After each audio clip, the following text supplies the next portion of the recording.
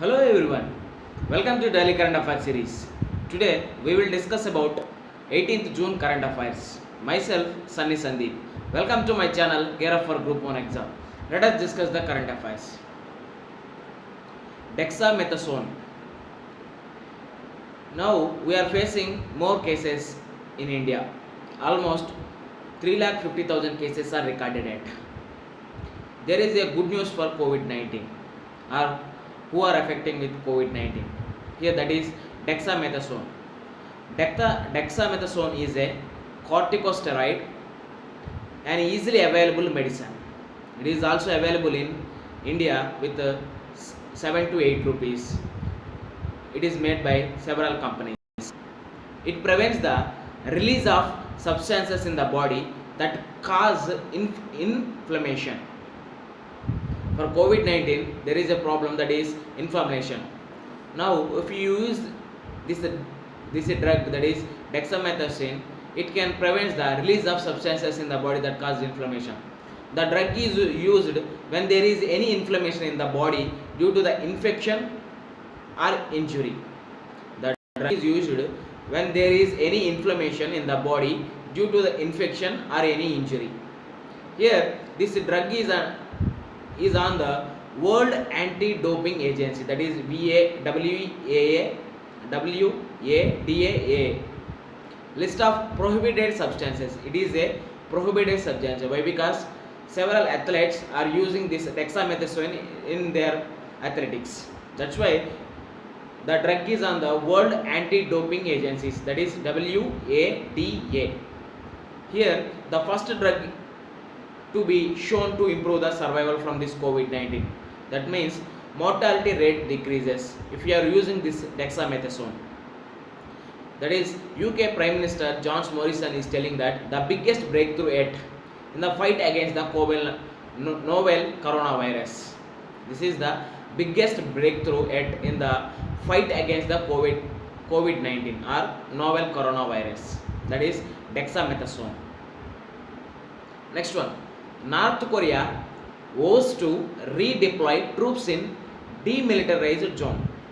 First of all, we have to know what is demilitarized zone. Suppose two countries are there. Just take as example of North Korea and South Korea. There is a border point between these two countries. If you take demilitarized zone means for some kilometers, that means in some kilometers in North Korea and some kilometers in South Korea, there is no military group should be available. That means no military group should be around there. That's why that zone is called as demilitarized zone. That means no military groups on that zone. That's why we call it as a demilitarized zone. Why North Korea was to redeploy? That means previously it is one, but after peace agreement between these two countries, North Korea and South Korea, that withdraw that troops from that one, that demilitarized zone one. But now relations between North Korea and South Korea deteriorating. That's why North Korea wants to redeploy troops in demilitarized zone. Here there is a important zone, that is Kaesong Industrial Complex, that is KIC. Kaesong Industrial Complex, that is KIC. North Korea blew up the joint liaison office with South Korea in the Kaesong Industrial Complex. Kaesong Industrial Complex. Here, the demolition follows a recent deterioration in relations between the North and South Korea regarding the leaflets. The project was launched in 2014. That Kaesong Industrial Complex project was launched in 2004. Here, this project is financed by the South Korea to increase the cooperation between North Korea and South Korea. Here, KIC, that is Kaesong Industrial Complex, was to develop an industrial park where South Korean companies could manufacture their products using North Korean labor. Here, KYC was to develop an industrial park where South Korean companies, that means who are having some South Korean companies, could manufacture their products using North Korean labor. Here, that KIC is duty-free zone. That zone is also a duty-free zone. Here no restrictions on foreign currency using in that zone, and no restrictions on credit cards who are using in that zone. Here, to work on that zone, that means that complex, no visa is required to enter in that Kaesong industrial complex that is collapsed by North Korea. This is about North Korea was to redeploy troops in demilitarized zone. We know that there is important concept, that is Kaesong industrial complex. We have discussed about that, and there is a second important word, that is demilitarized zone. Next one, foreign direct investment. First of all, we have to know what is foreign direct investment. Suppose I am belong to USA, I want to invest in India. That means their population is suitable for me, for my product. That means I am belongs to USA, I want to invest in India.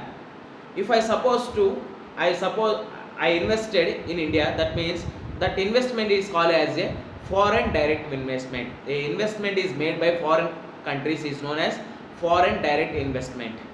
Here there is a report, that is UN Conference on Trade and Development, that is UNCTAD report is released.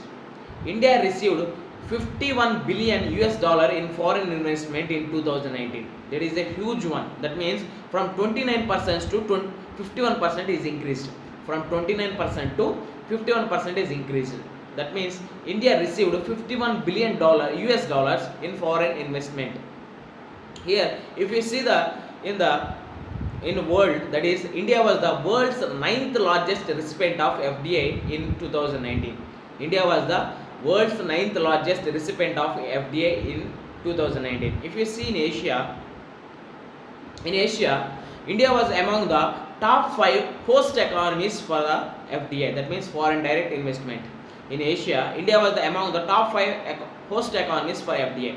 Here, if you see one, more investments, FDI is coming, but from where FDI is coming more? That means more investments coming from information and communication technology, that is ICT, and construction tech industry. That means foreign direct investment is coming more from the ICT, that is information and communication technology, and construction industry. This is about the Union Conference on Trade and Development report that is released in 2019.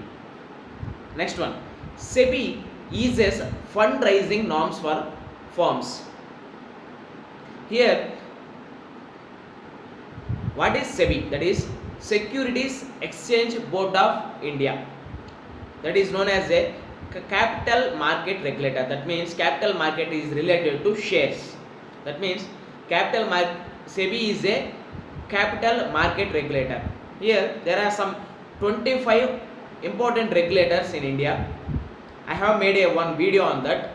I have explained briefly on that in that video. I am providing a link to that video in a description. Please do watch it.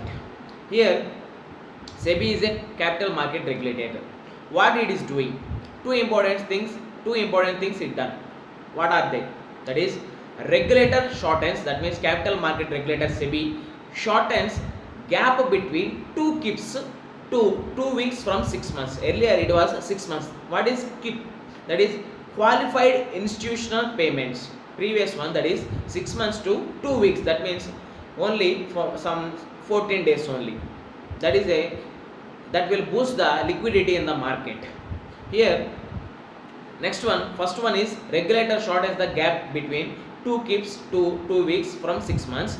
Now promoters can raise their stakes by 10% without triggering the open offer. That means previously it is only 5% only. Now it is increased to 10%. From 5% to 10% is increased. Now promoters can raise their stakes. That means their shares up to 10% without triggering the open offer. Here, what these actions will do? These moves would help enhancing the liquidity in the market. These moves would help in enhancing the liquidity in the markets. Due to COVID-19, our economy situation is staggered. That means at a situation, at a stable condition. That's why SEBI wants to move that situation to some on the wheels. That's why it has eases the fundraising norms for firms. Next one, in the series of UPSC Prelims 2019 previous paper analysis. That is, today's question is the global competitiveness report is published by the global competitiveness report is published by. Options are International Monetary Fund, United Nations Conference on Trade and Development, World Economic Forum, and World Bank.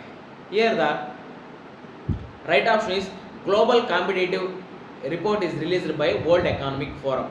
Here I want to share my previous attempt of UPSC Prelims 2019. Everyone is thinking that UPSC is a tough one. Yes, I agree with that. But they will give some easy questions like this. Whenever we are attempting any competitive exams, from my previous example of cracking bank exams, presently I am working as a bank employee. That's why I am telling, whenever we are attempting or we are any preparing for competitive exams, first of all we have to go through the previous year's question paper. Then we will know that how questions are asking, how many easy questions are asking, how many moderate questions are asking, how many tough questions are asking. We have to analyze that one. If you see UPSC Prelims 2019 questions, some 7 to 8 questions are very easy one questions. First of all, we have to attempt these 8 questions. First of all, we have to go through the question paper entire. Then we will know which one is the easy one. Then we have to put it as a option as either A, B or C. Then that easy questions, first we have to attempt the easy questions first. After that moderate questions. After that tough questions, whether we have to attempt or if time permits we have to attempt or we have to just leave it. Nobody can attempt 100 questions in any competitive exams. Please remind it. Nobody can attempt 100 questions. If he attempts also, that may be some mistakes also. Some mistakes will be there. That's why we have to see for the easy one questions. Then we will crack any exams with easier, in a smarter way. Thanks for watching. Like, share and subscribe to my channel. This is Sunny Sandeep signing out. Take care and bye bye.